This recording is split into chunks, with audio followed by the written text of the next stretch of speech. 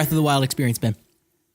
Really good. Yeah, it's been interesting because Elliot, my housemate, and I have been playing it on separate accounts, and it's just been fascinating, like just how different our experience of it has been. Yeah.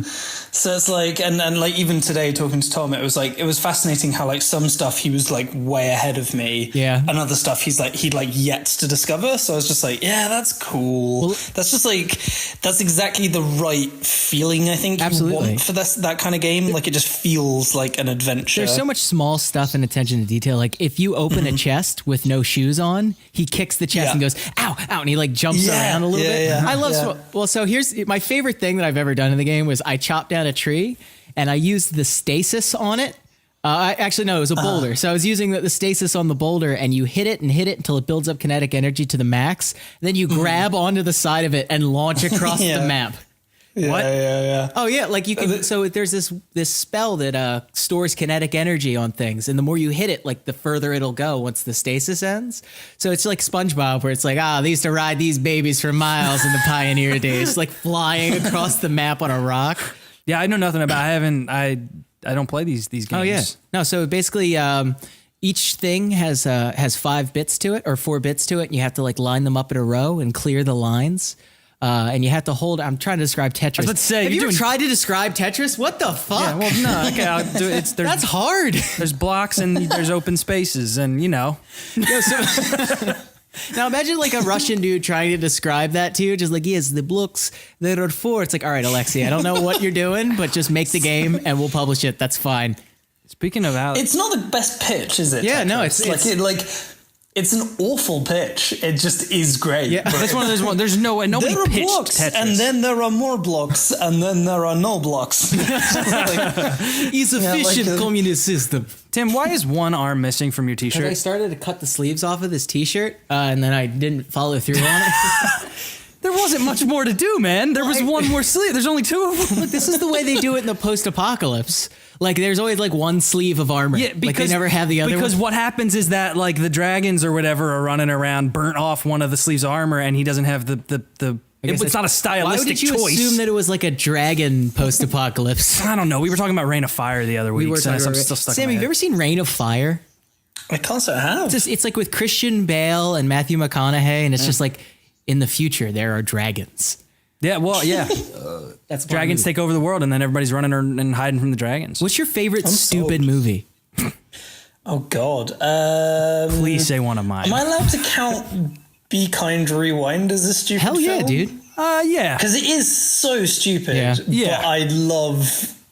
Like, he pisses out his magnetism. Like, that was the plot point where I was like, he's not that concerned with the like internal logic of this film. You're doing God's work because you're probably the only person on earth who recalls that film. I can't believe when you said that, I was like, oh shit. Yeah, you just re-upped it for a few years too, because that's all it takes is like it's like no one will ever think about this movie again, and then we have a conversation. And then somebody says it.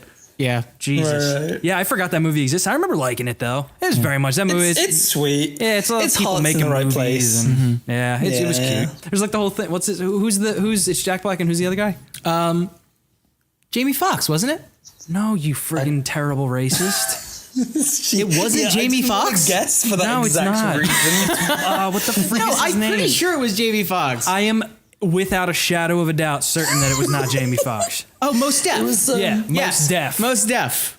That's why I couldn't remember his name, because it's not they're both blackballed musicians, so it's not like I went like, oh yeah, that's Bobby McFerrin, the guy that did Don't Worry Be Happy. It's Mahershala Ali or Morgan Freeman. Yeah. Are we gonna just start talking about King Kong? Well, hang on a sec. Well, not transitioning from that plot point, please. Let's put some fucking distance between that. Well, that's you doing that. Oh, it 100% is, but I'm woke. I need to pay attention to these things. Gotcha. Sammy, what's your favorite candy, bro? This is a very different podcast than I expected. Well, this isn't even just part of it. Yeah, we're doing a cold open. We're just trying to get to know each other. Yeah, sorry. I'm only here for the business. So, oh God, I don't know if you'd know them. We have a chocolate bar. They're called cheeky dumplings. I don't know if you have them over there. Wicks. I mean, we literally do. I was about to name one called Double Decker, which is literally what our buses are. Yeah, that's like pretty most American. Yeah. every sip of this coffee is getting me closer to pooping. Yeah, dude. It is directly related to every sip is a little bit closer to like I definitely need to. Sammy, how do you handle coffee? I don't drink it. I don't really like coffee. I'm so Really? sorry. What do you drink? Yeah. I don't even drink that much tea, which is like the standard other thing. I drink a lot of Coke Zero, Dude, which me is too. not sponsored. Bro, Yeah. fucking cherry Coke Zero is my favorite thing. Oh, Coke Yeah, Zero, Sam. right? Why do you like Coke Zero? Is it the taste? Is it the amazing, refreshing Wow. taste? I love how low calorie it is. Yeah. They managed to capture the taste of Coke with no artificial sweeteners. Use promo code BEEF. To buy Coca-Cola. DietCoke.com. What the fuck? Yeah. Just like go up to the cashier and say, hey, I listen to Reasonable Beef. And they'll say, sure, Great. that's $3.45. Whatever, dude. Sweet. Hey, everybody. Welcome to Reasonable fucking Beef. Wow. We're joined by Dom is here. Yeah. And here's my guest today. What's your name, bud? Hello, I'm Sammy. That's That Sammy. was odd. Yeah, hello. One more. We're doing the second take of him saying say his again. name. Say your name again. Hello, I'm Sammy. Good. I'm Sammy Paul. Hello. All right, now this one though, I just think that we should try. I want to feel that you're disappointed in this whole I don't experience. know about your name. Yeah, I don't know. Yeah. I feel like maybe we should change your name. I feel like it's Yeah. All right. How about Pammy Saul? You know what? Yeah. I'm here with my good friend Pam.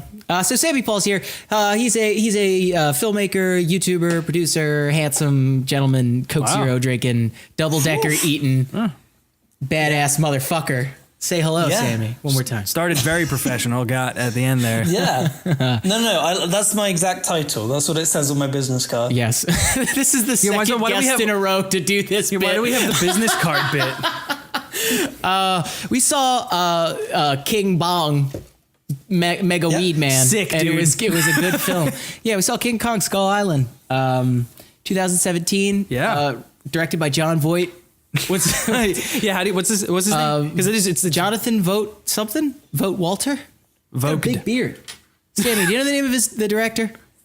His name's John and he has a big beard. Oh, All right. Jordan Vogt Yeah. Roberts. All right, his name's Jordan. John with the big beard. John with a big beard. And it was a movie. I remember hearing about this when they said they were doing a King Kong like Skull Island. The way it was first announced was like an origin thing. It was it's Skull Island before King Kong or before the main King Kong story, and I was Sure. like, that's dumb. Yeah. That was my immediate reaction. Just like, it's just a monkey running around the jungle Yeah, for a like- while until people show up. I was gonna say, you remember, you know, our favorite part of King Kong is Yeah. that other people are there and scared of him. Although, you know what? But then they did that. I will counter this because in the film, they do talk about how the skull crawlers were around until Kong showed Yes. up, right? That Yeah, would yeah, be yeah. interesting to see from the perspective of a villager. And then, like, this fucking family of apes shows up and is now defending you. Hell That would yeah. be a very interesting film. But, like, I don't know. I like that the pulpiness and the kind of sort of pseudo war movie Indiana Jones campy ridiculous film they did. I liked the tone of it a The lot. movie knew what it actually. was up to. Yeah. We say this is all. It always comes down to how far can you really dig into something when you know that it's kind of it knows what it is and it's not trying to be anything except for what it is. So Yeah, it's always absolutely. hard to like. But yeah, I mean, I'm just saying based on when I first heard that this movie was getting made, I was like, we don't need that. Yeah. Who was asking for that? Yeah, and that was kind of my feeling almost like that didn't change for me. Like it ended and I went, yeah, like it had been a decade since we'd last seen a big monkey on the screen. Like Right. I suppose it was time we could do another one. Yeah. Yeah. Let alone King 'cause Kong. It's been a long time. I didn't love it and I didn't hate it. I just walked out of it going, yeah, that's a King Kong film, I guess. Like Interesting. I almost feel like, and this sounds like a harsher maybe criticism than needs be, but I almost feel like I would have loved it if I'd never seen a film before. That is the meanest thing anyone's ever said about a movie on this.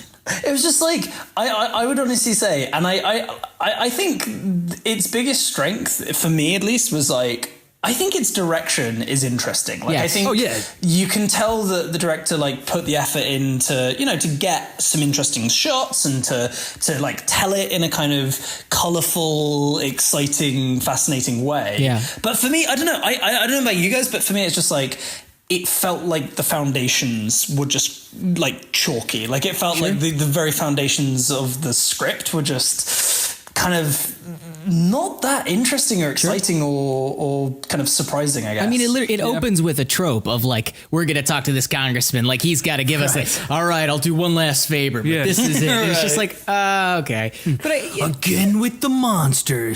Get it through your thick skull. Monsters aren't real. So, and I think this is like a master class in just like exposition and getting to your fucking story efficiently. Well, I think like it did feel rushed. Well, like our bare bones class of like, look, there's no frills around the edges. Like, we're going to get you that monkey as fast as possible. Like, it literally opens like with a dude falling out of the sky, which interestingly enough, I thought was VO'd by Dr. Steve Brule. Yeah. Shit, dude, what's his name? Yeah, with John C. Reilly. John C. Reilly, of course. John C. Reilly. But the actor is clearly not. So I think that was an interesting choice to be like, okay, so now we know this is John C. Reilly just from like hearing his voice. Yeah. And then you get this big chase, nice fight scene, and then monkey.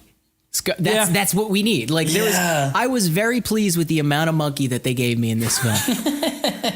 Like perfect amount.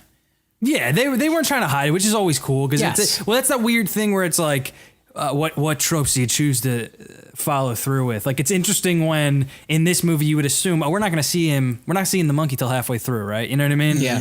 And there's going to be this big reveal. We're going to see little bits of him. We're going to see the footprints. We're going to see the wreckage he leaves behind, and then we'll finally get the big Kong reveal. But then they're like, nah, you know what? You get him in 2 minutes. Yeah. Here you go. This is what it looks like. Look at that fucking hand. Yeah, big it's hand, huge. another big hand, ape face, title card. Look at that. Fuck yes. Yeah, he mad, isn't he? I don't know. Well, so like back to your point of how well directed it is. Tim made a similar point of, so they just got this indie director, said make a Kong film, direct the shit out of it, but like at its base, it's just kind of a movie. Like it's I mean, some people's motivations are very weak, but and then at the same time, it makes me want to say how much is that intentional with the pulpy aspect of it, because it's clear from the last third of this movie, it gets what this movie is about, which is ape fighting weird lizard thing. Yeah. Like brutally. And that's what I want. Yes, that's what I wanted. It is fun. I mean, there's a weird line between, doing the shoulda, coulda, woulda, what it could have been, what it wanted to be. But something I appreciated was that you would almost assume like the whole emotional relationship between, Brie Larson and the ape, or like even Tom Hiddleston, because like he's there as well, and you're seeing that he is connecting to him as well. Like they didn't do that as far as you would think they would do it. Yeah. But then they also didn't pretend like they did, which I appreciate. Do you kind of know what I mean? Whereas like there wasn't much of an emotional thing beyond that one scene we got, but then also later they weren't expecting us to feel like they knew the thing forever and that they saw the goodness in its soul. They were kind of just like, oh no, it's a smart animal, and that was kind of all they needed to take away. And I'm like, all right, cool. But then again, like the shoulda, coulda, woulda, but wouldn't it have maybe been stronger if you felt a little stronger? Oh, he gave her a bouquet of flowers, and it's like, oh. He asks her to like prom, and they have like a monkey prom. And here is this scorpion. That's what I needed. Drops a giant scorpion the size of a bus. And now for the slow dance. Oh, God. But that being said, I kind of found myself buying into the film's universe for the war movie aspects of it. I thought were surprisingly compelling. Like I loved the idea of, so like any good horror movie, it's the horror portion of it is just an extension of something already pretty bad.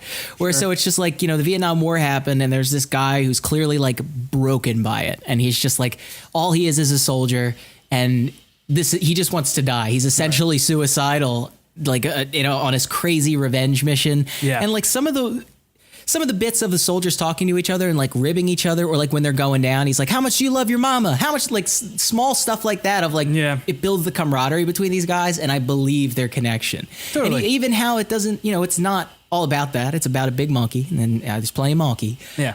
I liked the guys, and like when they started to die, I was like, oh no.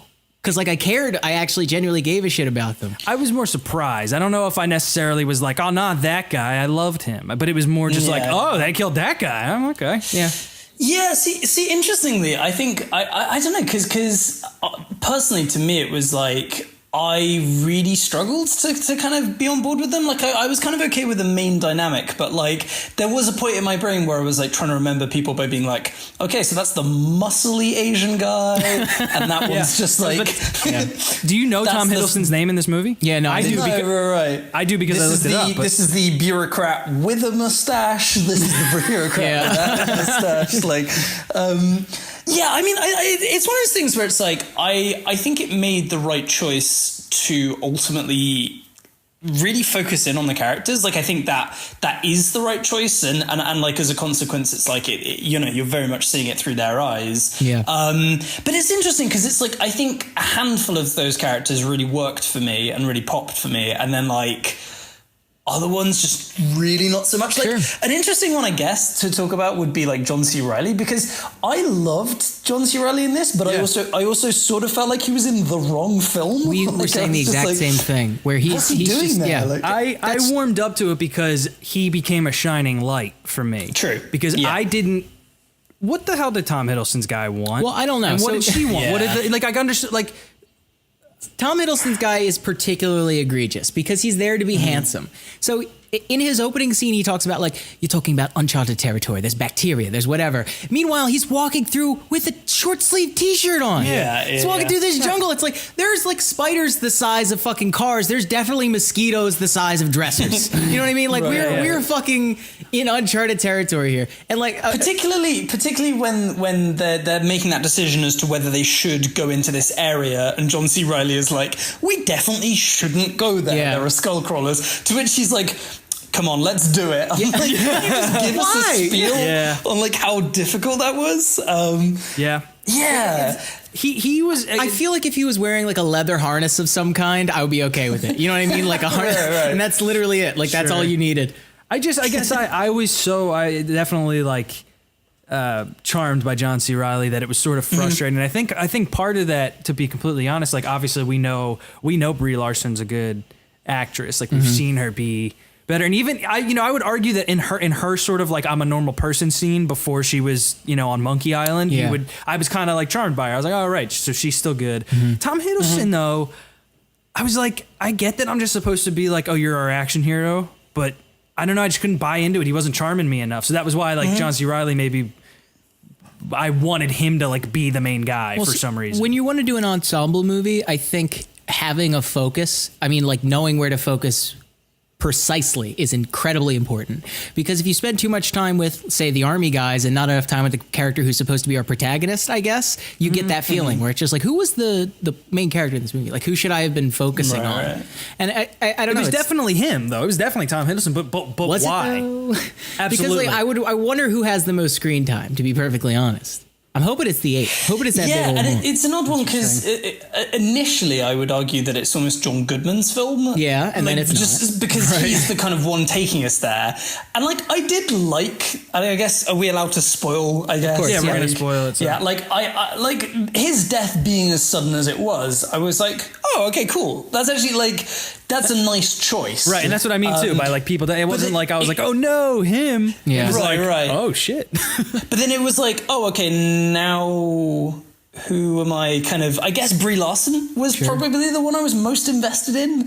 But I also sort of just knew she wouldn't die, I guess. The one that did like, and again, I'm kind of always one that wants to get all the negative stuff off my chest first before going, but other than that, I liked it. But like, the one bit that really cracked me up that really shouldn't have was you've got the sort of the soldier who's a bit slower and he's kind of strapped up with explosives, and there's this quite dramatic scene where we cut to kind of 60 frames and suddenly he's kind of looking to sacrifice himself for the group quite out of nowhere, and he's strapped up with all the explosives and then literally it whips him, he flies into a cliff and then explodes. Yep. I was just like, that is the funniest knocks his body shit. across the canyon. I was like, that's a Simpsons joke, right? Yeah. Like, don't worry, Dude, it I'll totally save is. us. I kind of love shit like that though, because it's blurring that tragedy comedy line. Like you could feel bad about that, and that's okay. You could laugh at that and think that's okay. But that was an interesting thing tonally as well, where it would go back and forth between some deaths achieved the appropriate reaction of like, oh shit, and then some deaths I was like, oh, well, you could feel it in the audience reaction, and it felt a little mean or whatever. We talk about that, like especially in horror stuff. We talk about like when it feels mean as opposed to exactly. exciting. So like half the people in it, like some people were laughing at like sad parts, and then other people were like seemed uncomfortable. I think Right. the audience itself was a little confused about it. But at the end of the day, I think the spectacle was well enough that it's just like, oh, okay. Yeah, agreed. That was a thrill ride of a movie. Like there were so many shots in this movie where I'm like, okay, that's a theme park ride. Where like they're being picked up in the helicopter and I'm like in the eyeballs looking in. I'm like, dude, this is a scene for scene what it's going to be like. I would in a love to ride that ride and scream. Yeah. Yeah. So And it is a film that makes. Sorry, I was just going to say it is a film that I walk out of going, okay, I want to see what this director does when he's given a lot less of a budget, but like a smaller kind of like, you know, a lot more creative control. Do you know what I mean? Like, I'm interested to see what he does next and if he will sort of look to go down the blockbuster route or if he will go down like the indie route. Because I could honestly see kind of either working for him. Right. Isn't he an indie director? I thought he came up from a couple indie films. Oh, we should have done research. Right. Yeah, I should have done my research on this. Because visually, he's a really striking director. It was really, like with the dude getting torn apart by the pterodactyls across the like the sun. I'm like, this is like a grim, silly death, and they're directing this like gorgeously. What the fuck is this? The only bit that threw me there is I was like, where's that sunset happening? Yeah. It was just like the middle of the day, cut to just dramatic sunset shot, and then cut back, and it's like, where was that happening? There was also, and we kind of talked about it when we were leaving, that there's that weird thing when something is so noticeably directed, and it seems like such a thing. It feels like complaining about nothing because when something's bland and you don't feel like there was a strong hand behind it or a very loud voice leading the way, you're like, well, just what the fuck were they even doing? But then there's this where sometimes the things are so loud that you can hear the dude and his intentions behind the camera. Yeah. And sometimes it works and you appreciate it. And other times I'm like, it feels a little bit like he's... Oh, absolutely. He's swinging his dick. He's like, look at this cool thing that I made. Too proud of that shot. So, but Tom Hiddleston tweeted this thing out where he's like 2.5 years ago, Jonah, whatever the fuck the guy's name is, sent me this image for Kong Skull Island, and 2.5 years later we made it happen. And the image is the scene where Tom Hiddleston puts on a gas mask, picks up a katana, and cuts through an army of pterodactyls through green mist. I love the idea of him walking into a boardroom and like showing that to execs and going, it's called King Kong, and just showing them that picture. Like that's fucking, if you told me 5 years ago that this would be the next King Kong movie, I'd be like, what the fuck are you talking about? Dope, here's $90 million. Yeah. No, it sounds rad. Go ahead. Yeah, that's the thing. Like, it worked, I guess. It did work, but that was one of the... such a strange thing. That was one of those ones where, and it's funny because we always talk about that when you're watching something, you're in class and it's teaching you what you're supposed to believe and what you're not supposed to believe and what's okay and what's not okay and everything. But it's just like the movie up until that point should have told me that was fair game. That sequence of him like cutting through the pterodactyls, but like when it was happening, it was still jarring weirdly. Yeah. So it was like that strange thing of like that's funny how when something's so poppy, maybe it's just because I'm not used to seeing things that are and there's no other word than poppy. Yeah, as this is because like. Maybe that's what it's supposed to be. It's supposed to, I mean, the images are supposed to be striking and they're supposed to kind of like take you out of it in a weird, I'm appreciating this as a striking image as opposed to like, I'm still in the story. Yeah, absolutely. Which is, that's weird for me sometimes. I feel like I could see like an every frame of painting video on this movie. Right. Yeah. And I think for me, I sometimes complain when that happens. Like for me, it's always better if in those moments I can totally be locked into character. Like the example I always use for that is in Skyfall. It's the bit where his house is burning behind him, and the entire kind of Scottish landscape is lit up by that. And I remember at one point seeing what I assumed was a poster for the film, and then later realized like, holy fuck, that's just a frame of it. Yeah. But I was so invested in the story in that moment that yes, it was beautiful, but I was almost just subconsciously taking that in. And like, I think that's a hard thing to balance. Like, I think that's easier said than done. But like, I think when you're doing it right, it almost feels effortless. It at moments at its worst did feel a bit dick swingy. Like it did feel a bit like, hey, wouldn't this be cool? I can't wait till we get dick swingy. Maybe that's a harsh. I mean, maybe I'm being harsh on a King Kong film. That's because it's allowed to do that, right? Like it's allowed to do the things where you're just like, oh Jesus Christ. Yeah. You know what I mean? Like, anything else is anything. So like when you get a King Kong movie, you have Big Monkey. Yeah. That's the only thing that's guaranteed. That's the only thing that's on the table for you. So anything else is just like, oh, okay. That's that pitch Yes. he shows the image of the katana and the pterodactyls, and they're like, the big monkey in it. yeah, of course. Sold. Here's $40,000 million. But cut to the cash shoot. It is funny still on that point though, because I have similar feelings about music in movies where and there was recently that video that was out where they were talking about like the Marvel music and the death of, or what was it? It was just like how temp music, when they put in temp music, it screws it up with composers and everything. And there was this great bit that Danny Elfman said something that I like really feel strongly about, was like, why do people assume music has to be invisible, that you're not supposed to notice when the music is great and when the whole thing, and it is that weird hairline between everything working in harmony with each other, and you're noticing that, oh my God, I love the music in this part, and oh my God, that image is so striking, but you're not taking the step back. Did this have score? Yeah, of course it did. I didn't notice any score. Of course it did. What's his name? Henry Jackman did this. Yeah. What I noticed primarily is, so one of my pet peeves in movies is anything that's set in the 70s, scene transition to hit song. It is my least favorite thing. This movie did it, counted 8 times. But 8 times. And I was like, you gotta run through the jungle. Like every fucking scene transition. And it's never like playing. It's always some dude like click, like hits it on a record player. And it's just because is so fucking... Skull Island has FM. Yes. It's dude, I don't know. It's because it feels to me like nostalgia baiting for like older people going, I remember this record, you know, like sure. Kids don't know about music. This movie knows about good music. It didn't bother me, but I remember there was a movie that came out either last year or the year before called End of the Tour. It was Jason Segel. Oh Christ, what's the author's name? Oh God, Jest, Infinite Jest. What the hell's his name? Oh, David Foster Wallace. Yeah, David Foster Wallace. So he was playing him, and there was this great interview I read where the director was talking about how like they're in a diner at one point, or they're just around, and he was like, it's important to me, even though it's set in the 90s, that every song that's in it isn't a 90s song. Yeah. Because he's like, when you think about when you're like in the 90s, there was always songs that were on that were from previous decades time. before, Right. and in the 80s, same thing, and you know what I mean. So it's funny that that's a thing we get wrapped up in with like you set it in a time period, so you know it's in the 1800s, harpsichords and strings. Yeah, and we would say like every time cut to Buckingham Palace, it's like that's always playing. Yeah, I think the whole thing is that in Vietnam there were like people had these records and they played the shit out of it. Yeah, but it's just like I got it after song 4 or 5, right, or 6. 7 and 8, completely unnecessary. Yeah, Tim kept leaning over and going 4. Yeah. He was counting them out to me.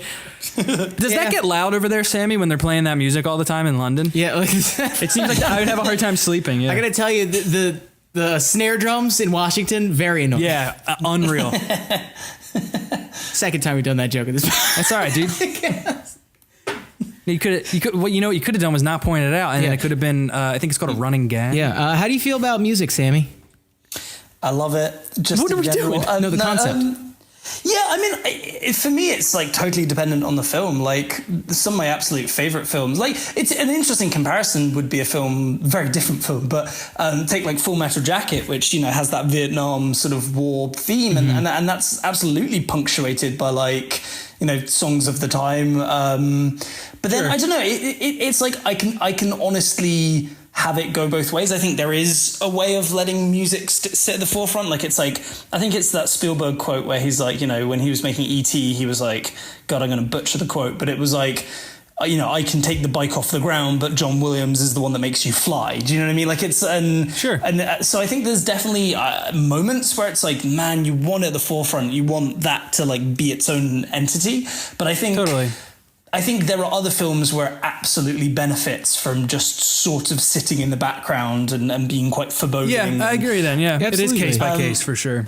And I think, to be honest, it didn't bug me in this film. Like it really didn't. Like I think they made enough of a thing that music was like important to them. I kind of like that John C. Reilly also had his music, but that was kind of reminiscent of his era and how those kind of sat slightly separate from each other. So I think it was used to tell story to some degree. Maybe it was done one too many times for sure. There was a lot of montage. I didn't mind that. I didn't mind that personally. Yeah, it didn't bug me necessarily. And again, I just meant that more as an extension of the other, you know, in your face things that this movie was doing, and how it's like I don't know if it's a bad thing. I don't know if it's a bad thing that when he's against the green mist and the mask, if I'm taken out of it, I don't know if he would care. Yeah, who the director? Yeah, I don't know if that. I don't think that bothers him. Yeah, I think he's like, no, that I was want his intention. I wanted to do a visually striking image. There you go. This is sick. Check it out.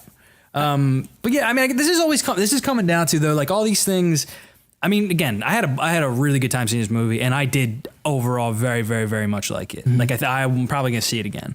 The character stuff is the only thing that holds me up. I felt like no one really was really bringing it. I didn't really care about, and it's funny because there's that thing of like, I didn't really care about anybody, but did I have to for this? Sure. Because I don't know, because I still had a fun time, and I didn't feel like I was necessarily missing something. I just wasn't getting something. Well, I think it's because it gives you a little lead in the beginning where it's like, oh, this is going to be kind of cool. Like the characters are going to be kind of cool for maybe the first third, and then it falls off. In my opinion, because that's why the only reason I do agree with that, because I think the thing that I found slightly odd, like going back to it, was like, I really do like the decision to put the characters at the forefront. Like, I think that to me felt like the right thing, so that when we see Kong, it is that much more impactful. But what felt weird to me was, like, particularly leading to the ending, which would also be an interesting thing to talk about, was that, like, to me, what felt like it could have been the peppering of certain themes really went out the window for me. So, like, for example,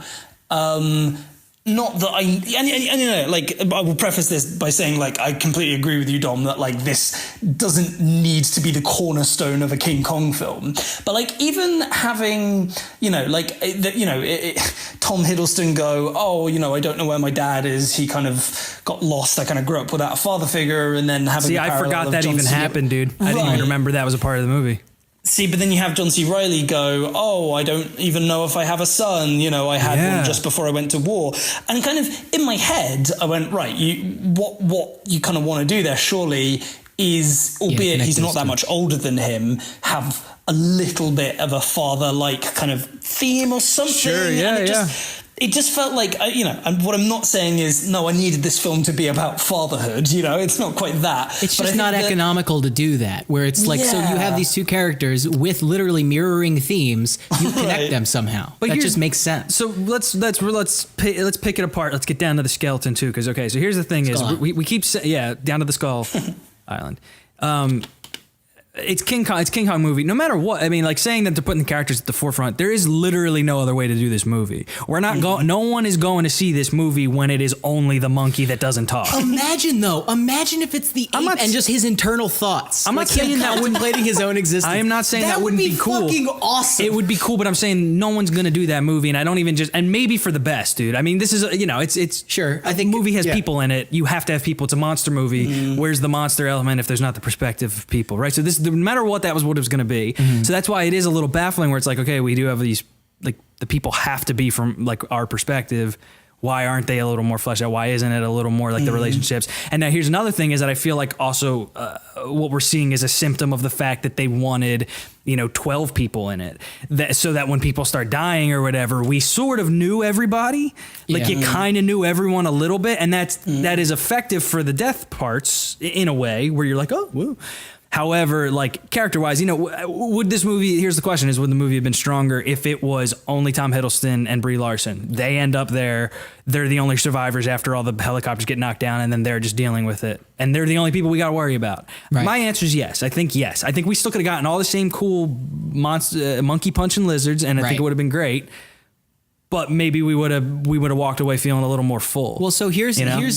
I just knowing a little bit of the production history kind of leads me to think of that, because I know that this movie was pitched as Apocalypse Now meets King Kong, where I think maybe the first draft was originally just military guys and they added Handsome Man and the female photographer maybe later. That's why they kind of feel like two different movies of like their objectives. And then when they cross, it's just like we've got to save Kong. It's like, why? Like, I get, the impetus of how evil these lizard creatures are, but like, they're not getting off this island.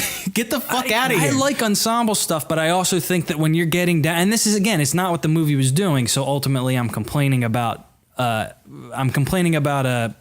skin that was on the movie that had no need to be any deeper than that. But like, I don't know, like, isn't it more effective to only have these two people argue about something? Like, why, if it's the military guy who he was the general or whatever. He was the person who led all of them through the storm. They crashed. And there's also the photographer who's there. And her thing is very much like, I went to war to photograph war to stop the war. And he's like, I went to war to fight because I think the war was worth fighting. And then those people need to figure out something at the end. Right. And whether and then you have like, it's Samuel L. Jackson's role in the movie where you have the one guy who's like, no, this is a monster and he killed all my men, he needs to die, versus like, no, it's a creature and don't you think maybe we picked this fight? Like, you know what I mean? Yeah. All those questions were in the movie, sure, but like, I don't know. Yeah, especially because I think if, you know, the parallel for me was like, oh, well, this is talking about Vietnam, right? This is, we came to them, we dropped bombs, we stomped over their land. Was that the right thing to do? And you've got the military who want to kill the perceived beast and the others who don't. And so, like, I think to me there was all the groundwork to do that. You know, I think I should preface as well, like, when I'm saying it was character led, like, yes, obviously there was always going to be, you know, like, people are, you know, films are told by people, but I guess just percentage wise, how much you spend with the people versus the beast, like, felt like a good choice to me. But I wonder whether you, like, I almost wonder if there's a version of this where we just follow Brie Larson and Tom Hiddleston for the first 20 minutes, half an hour, and then discover that actually there's a military base, and that's kind of a little plot twist or a kind of spin on it. Yeah. But, and I mean, here's the thing. Woulda, coulda, shoulda, all fair and good. And at the same rate, the fact that we even picked up on these vibrations mean that it was somewhere in there. Like, it was doing it. So it was effective to a degree in this, and in the, you know, obviously it wasn't subtle with the Vietnam stuff, but like, you know, you got it. We understood. Where was Kong's dick, though? Dude, nowhere in this movie. Great question. Nowhere in this movie. Like, we've seen him. We just saw his like bare fucking ball sack area, and no big gorilla hog. Dude leaves the pitch. They just said, yes, we love it. Katana pterodactyls. A week later, he gets the call. Oh, we're gonna need you to come back in. Sits down. What is it? Oh, sorry. What's the problem? We were starting production. I just where's the monkey's dick? Excellent question, sir. We'll find that out in the that's in the sequel.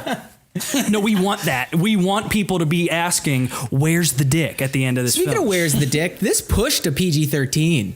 Like, in my opinion, there's some fucking violence in this that was. I thought you were about to tell me there was a dick I missed in the movie. I was like, are you serious? See, when they go to that spider thing, it's like his big dick is like swinging down, and like that's what the guy grabs. That's what grabs the dude. That's what goes through his mouth. Yeah, oh, Christ. Yeah, dude, and like the guy getting.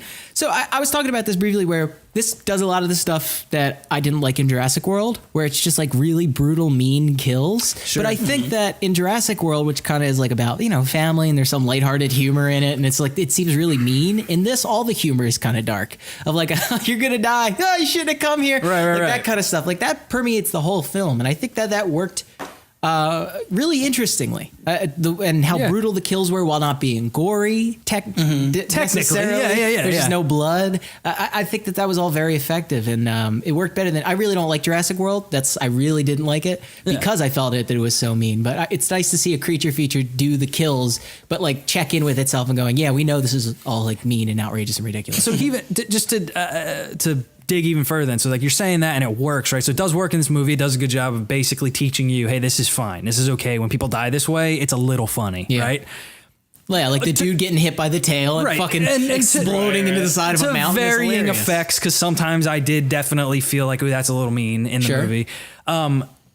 So, but then it's funny, like, could you do that in the movie where we were only following, but it just wouldn't be that movie then. We wouldn't, if we were only following 2 people or even 4 people, we wouldn't have those shock kills where you're like, holy shit, like that just wouldn't be in that movie. So it's like, this is what a movie. This is how you write and direct a movie. I guess deciding what you want it to be. Isn't that funny though? Like how as audiences we're so trained that it's just like, if we just saw soldiers and they were dying, it's like, oh yeah, soldiers die. That's fine. Like we're not going to be horrified by that. But like if it's civilians or soldiers that we know like the names of, then. But I threaten one little mayor, and everybody loses their minds. You literally were starting to do the Joker speech, dude. What? Real? Oh yeah. Yeah. Did you not realize? No. People find out a thing full of soldiers blows up, everything's fine because it's all part of the plan. You were literally doing his Dom. Part of the Kong. Oh Christ. But yes, I I had a fun time. How do we feel about the monkey? What did you guys make of the ending? Like where it ultimately led to? Fine. What do you mean by like the stinger or the? No, I mean both, I guess, but I meant actually more like the. Because I mean, I'm going to answer my own question because I don't care what you have to say. No, that's what this is about, dude. The bit where they finally do arrive at the end of the island and the helicopters are coming towards them. Yeah. Because that to me felt like I didn't love that bit. Like, and that's almost like I think what put a bit of a sting in the kind of tell for me, where I was like semi on board, but that was the bit where I was like, oh god, okay, it's just gonna end there. Like I found it odd. I for a start, I mean, my first thought was when I saw him coming around the mountain, I was like, oh fuck, is he gonna? You know, my gut instinct was, oh, is he gonna beat up these helicopters and they're not gonna escape, or like, where's this gonna kind of take us? Sure. Beat up these helicopters is a great fucking phrase. Beat up these helicopters down, but like, I don't know, I felt it almost suffered a little bit for me personally. Of what the first Captain America suffered from, in the sense that it was like, okay, we're done with that story, but don't worry too much about that story. Now it's like, now here's what's happening. And I guess the difference for me was like, I was at least quite excited for the Avengers, and I was like, oh, cool, like, here we go. Like, and it wasn't the done thing, you know, at the time. Absolutely. I don't know, like, for me. So what do you mean? Like, do you think that it made it feel irrelevant, the fact that they were showing up to save them or whatever? Or I guess it just really felt like just it ended for me. Like I felt like it wasn't an ending. I absolutely love that. To be perfectly honest, I really love the ending because I felt the whole thing was a thrill ride, and it's like that's what happens at the end of like a thrill ride, where it's like, oh, you made it off into the distance, and the helicopters are here, everything's gonna be okay. They got off the island in the end. Yeah, like because that's please the point remain of the movie. seated until the car comes to a complete stop. Yeah, exactly. Push down on your lap bar. So because like these characters don't really matter. Right. They're just the person that we inhabit to experience the monkey slapping a lizard around for like 30 minutes. Right. And I kind of dug was that. interesting was that last bit, that last shot, and I know it's maybe even pedantic to point like to put so much focus on literally what the last shot is, but then I think another school of thought says it's really not. Like that is important. But like I think there's a version of this where, like, directorially, I found it weird because I was like, surely we've done the monkey slapping around the lizard, like we've had that fun, we've seen him pull its brains out through his tongue, like fucking that's rad. all amazing, right? Like good shit. Like that stuff I'm so on board with. But it's like, to me, it was like in that last moment, you want to be like, to me at least, it was like you want to be on that ground level, like you want to see those helicopters coming in, like you want. This is the human story at the end of the day. Like, it's like, there's the hope. Like, there's something coming towards us. And instead of which, I found it quite an affirming sort of choice. And I went, yeah, I guess they really do, like, want to treat this as just, like, Kong's story, which I'm not 100% sure it is. Maybe it is. But Well, I found it interesting that that's the last image we're left with. There's something cool to be said about though that we do change perspective, that we don't stay on the boat with like then we're like, and now this is, but it kind of, it's funny because until you said that didn't occur to me. I just was like, oh, it's a cool ending shot where we go in his eye. Yeah, you know what I mean. But I wasn't thinking like, oh, we're supposed to at the end here be like, wow, what was that like for this creature, for this this lonely god? Yeah. Like, do you know what I mean? And that was maybe what we were supposed to be feeling like, but I don't know. I think it's interesting because I think with the other movies, it'll make more sense in context where this is Kong's movie. Like, this is the thrill ride where you get attacked by the monkey. Now, the next one is the thrill ride where you get attacked by King Ghidorah, which is fine. Like, if that's what this universe is going to be like, I'm cool with that. Yeah, because it's not trying to be like this, like, super interwoven, connected bullshit like DC or Marvel. It's just like, yeah, you know, we have some characters in common. They're going to experience a bunch. They're like a part of this company, which...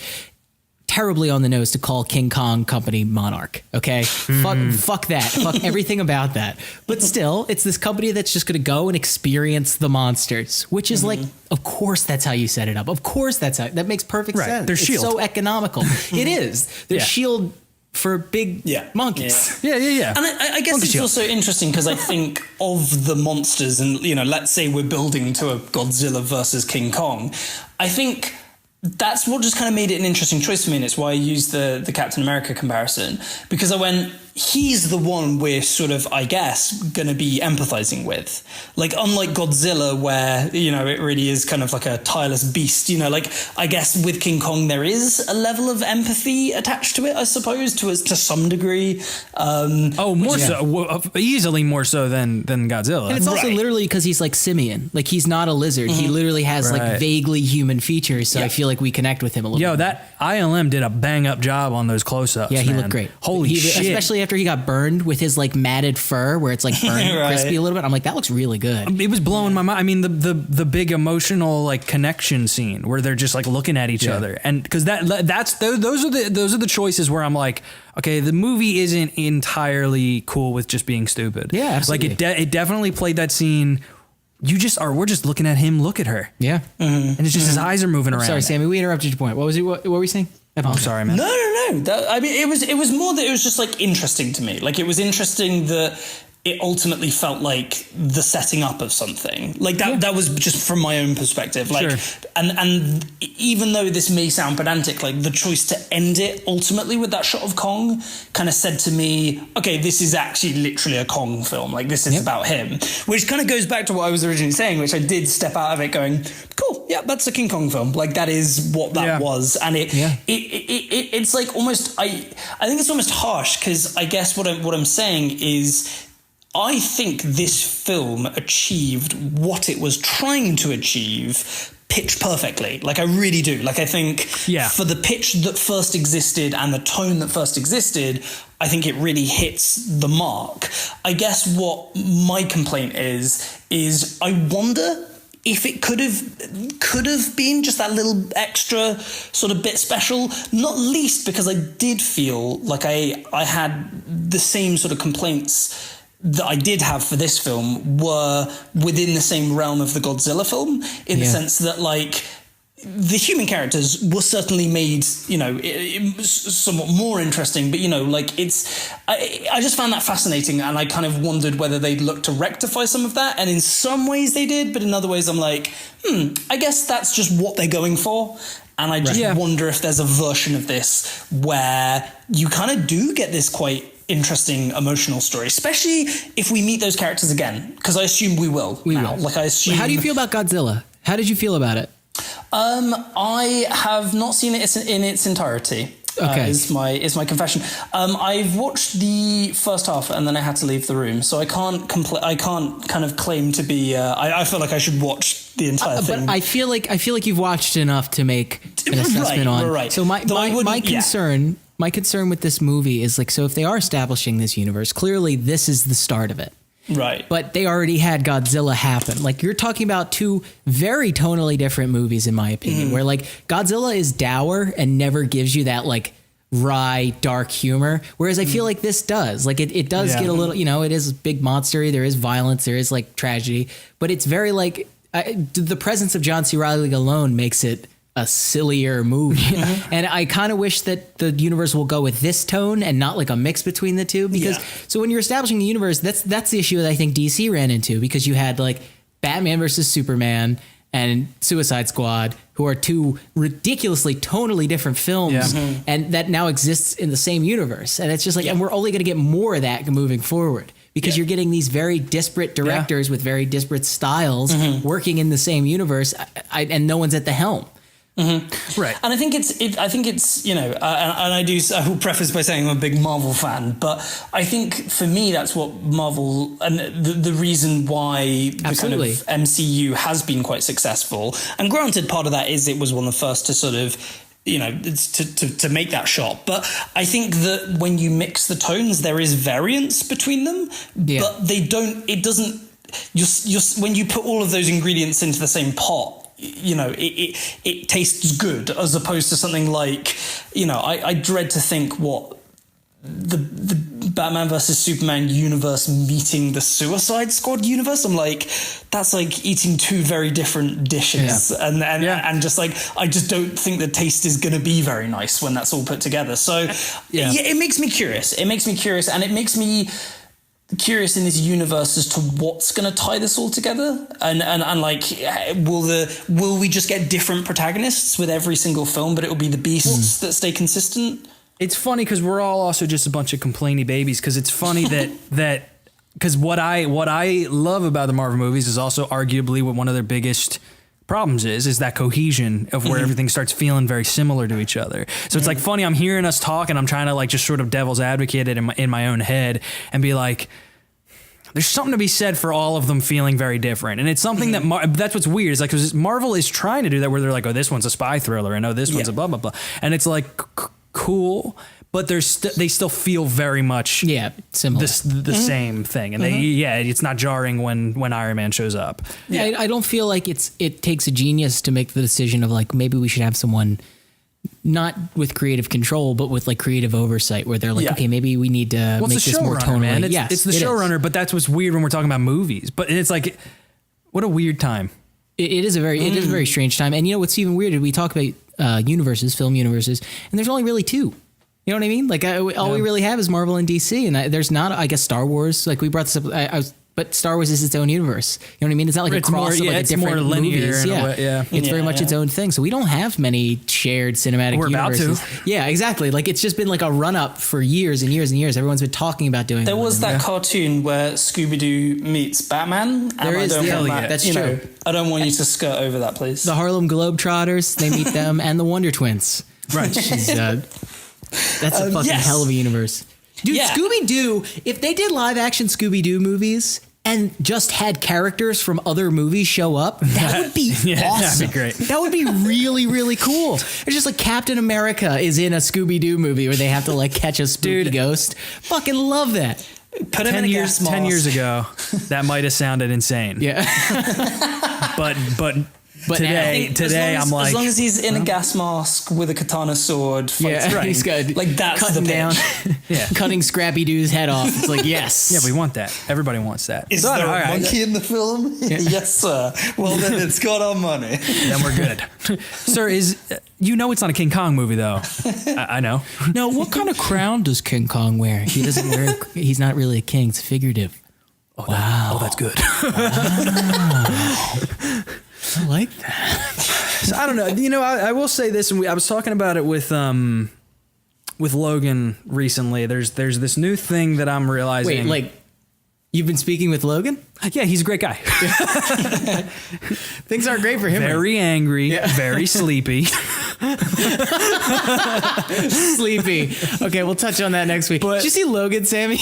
I haven't. Yeah, I was going to. Never mind. You I'm not ruining anything here. I'm not going to talk about the Logan movie, but that movie specifically made me realize this thing about my retrospective on movies after I've seen them and how they exist in my head in sort of a weird.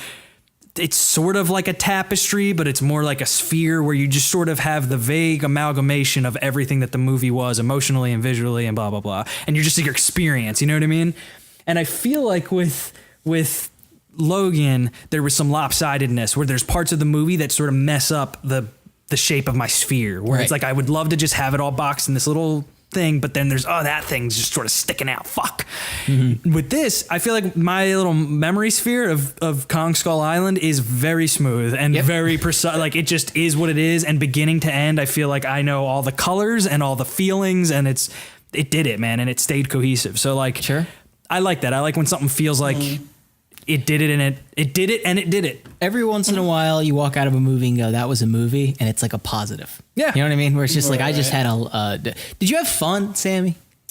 I did, and I feel like I've kind of played the bad guy in this. In kind of giving the pushback, but no, I did. Like I enjoyed it, and I guess all I mean is, having seen the Peter Jackson King Kong at probably the perfect age to see the Peter Jackson King Kong, and having not ever seen it since, I guess it was just like, yep, I think 10 years have rolled around. I think the world can have a new one. But there wasn't, for me, being, 10 years on, there wasn't anything that I kind of went, holy crap, like, that narratively fascinates me, or that's a really interesting idea. Like, I think it was for me just like, yep, we're doing another King Kong film, and that can sound really mean, but I think with that in mind, I think it did what it was trying to do very, very well. I feel like we were talking about this recently, of films being cultural barometers, where it's like, Peter Jackson's Yeah. King Kong is definitely a nice encapsulation of what movies looked like 10 years ago, where it's just like, it's very dark. There's some shaky cam. It's Peter Jackson, who is coming off Lord of the Rings. And like 10 years later, it's like, okay, now the film industry is, we gave an indie director a big budget picture. It's a part of a cinematic universe. It's very colorful and violent. It's like, that is absolutely 2017. Yeah. Holy crap. Yeah. Yeah, but isn't that what these movies are? Like, King Kong movies are movies. Yeah. Like, fucking movie-ass movies, motherfucker. Get out of the way. Go get a big old monkey. Well, I'm sure there are some Kong elitists who would be almost annoyed by that sentiment in a way because of what even the story of the first one is. And Where is Kong's bride? Yeah, exactly. And, I think there's something to be said about remembering that, albeit, yes, it is a fucking big monkey film where he thrashes about and breaks stuff. Like, there's no denying that. Of course it is, and it does that really excitingly. But I think it is worth reminding yourself that, like, King Kong is maybe one of the most iconic images in cinema. Like, just that, you'd be hard struck to find someone who couldn't instantly look at that picture from any country, from any time period, and go, King Kong. And then aside from time periods before it came out, right? Like, I couldn't take it to like a pilgrim and be like, what is this magic? Dude, it's based on How did you capture it's a real myth. It's a monkey. But I guess it is one of those things. It's like, it wasn't the planes that killed him. It was the beauty that killed the beast. And like, I guess what I'm saying is that, and the planes helped. Right. Right. The planes, I mean, they were shooting him, right? planes shot bullets. It's like, but no, it was the planes. That's just like the laughter's the best medicine joke, where it's like, no, medicine is still the best medicine. Don't just laugh. And I guess all I mean is that, at least with that one, albeit very dated, there was a character story there, and it is ultimately a story about a bond between two people. Now, this wasn't what this film was going for, and that's fine. But I guess all I mean is it's like coming from those origins. And also, this is a weird thing to say, but I always sort of have thought this in recent times. We live in a world... I love pickles. Weird thing to say right now, but I gotta get it off my chest. You took the words out of my mouth. We live in a world where someone was able to make Mad Max 4 one of the coolest fucking films in the world. Like an Oscar-nominated, like, fantastic film. And like... all I mean by that, and that is exceptional, that is the exception to the rule, unfortunately. All I mean by that is I think there is a version of any film that can be, that could be commissioned, or virtually any film, I should say, that can be made to be like really, really quite fantastic. Of course. And that's what I mean in terms of the choices that were made, in terms of that first boardroom pitch, that first tone conversations. That's almost where I was like, oh man, okay, fine. And now that that's there, I'm on board. It's weird. It's also like a big rolling ball. Like, once you have you need to commit to an idea, and then once it starts rolling, you can't just go like, oh, maybe we can't. Right, let's focus on less people. It's like, you've already, there's so many working parts of any movie, and we always talk about it's a miracle that any movie gets made ever at any time. So like, when anything comes out good, and I feel like a reason why Mad Max came out so well is because that director has such like a hold on that franchise, and like, he knows what he wanted to do, and it's his thing, came from his brain, his character. And whereas King Kong is just like how do you approach a cultural icon and go like, okay, now it's my time to handle this? You know what I mean? It's like it's like doing a King Arthur film, or like a George Washington film. It's just like how do I tackle something that has this much meaning to like human history? All of our favorite fake characters: King Arthur, George Washington, and King Kong. Those are the big three. Top three. Those are all in the same cinematic universe. They fight at the end. Dude. Oh, hell yeah, dude. Fucking in my movie, it's just going to be like, it's going to be Mega Man, and he's going to meet like John Locke, the philosopher. What? But yeah, but it's so I guess to wrap up that point too, like, it's funny, like, I'm hearing that, and I maybe wasn't even realizing it, but it's we always do, and I said in the beginning, you're always trying to judge it on what it wanted to be in the first place, and you just want to say, okay, well, it set up, it teed itself up, and it knocked it out of the park for what it was.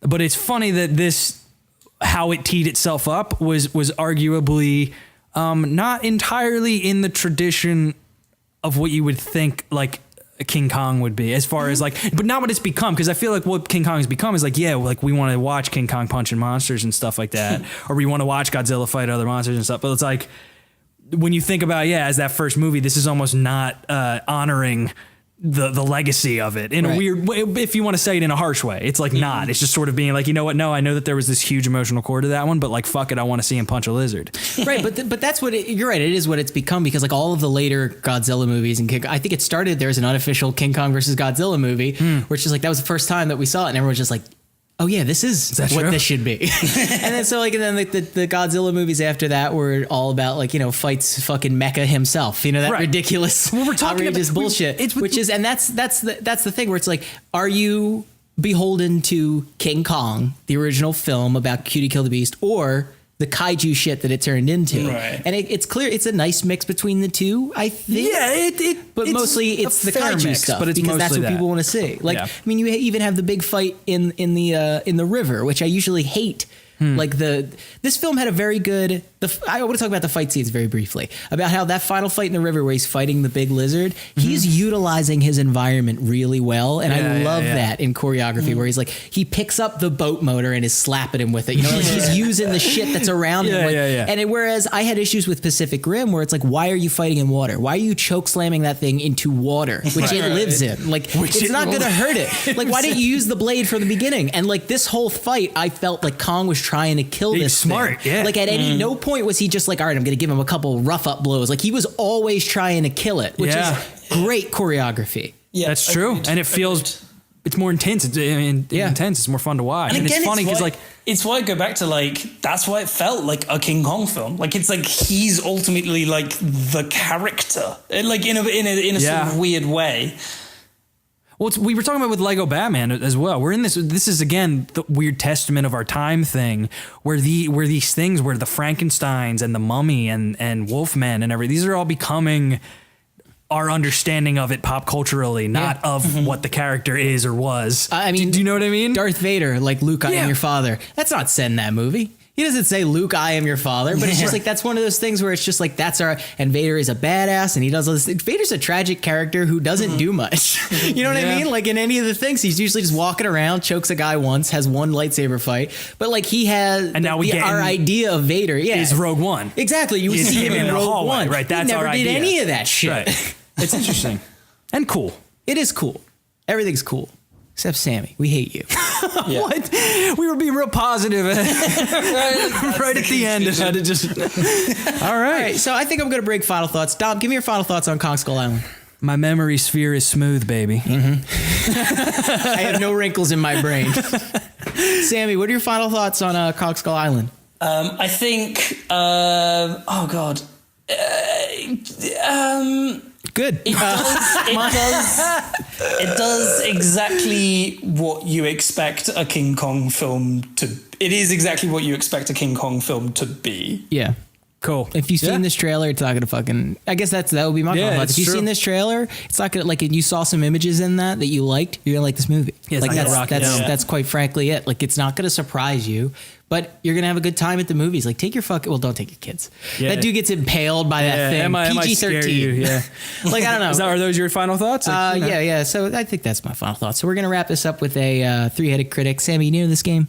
Yes. We call it. What? He knows it? Yeah. We've been doing this too long. Okay. This episode. It is called Gildara, right? Yeah. Because who is the three-headed one? Ghidorah. Yeah, Ghidorah. Yes. I didn't say that at all. Dragon. Here we are. Here we is. Here it goes. Oh yeah, three-headed Ghidorah. Okay, Yeah, I get what you're saying now. Okay, come on, he's got three heads, baby. Okay. Holy shit. Who's starting? Dom. All right. When? Sammy, to you. In Rome. Punch. Lizards. Very good. I think that was my favorite one. That's pretty easy. Well, thank you so much, Sammy Paul. Thank you for joining us. Do you have any plugs? Do you have anything cool coming out? I'm making a music video for Dodie. That's what I'm doing. Oh, cool. So that'll be fun. So that'll be somewhere. She has a Vivo, so it'll be Dodie Vivo. Oh, cool, man. Dodie Vivo. Go check out Dodie. Dom, you have anything? Oh gosh, I'm writing a bunch of stuff. Trying to make Hero a show. Yeah, watch out for Hero Show. Yeah, man. Thank you guys. Thanks so much for listening. Please, if you enjoyed the podcast, go to www.patreon.com/reasonablebeef and I don't know, donate whatever, like money or time or effort. Just say hello. Send That's hot fine dogs. too. Yeah. We're on hot dogs. Yeah, that's really important, guys. We really want to keep doing the show. And I really appreciate it if you would fucking do that. Thank you very much, Sammy, for being on my table. Yeah, dude. Woo, thank you. Thanks for having me. Thanks for having a good night, everybody. I mean, have a good night. Thank you, though, if you're going to do that. And if you don't, then, no thank you. No thanks at all. I don't want that for you. Hey, yo, this beat is banana.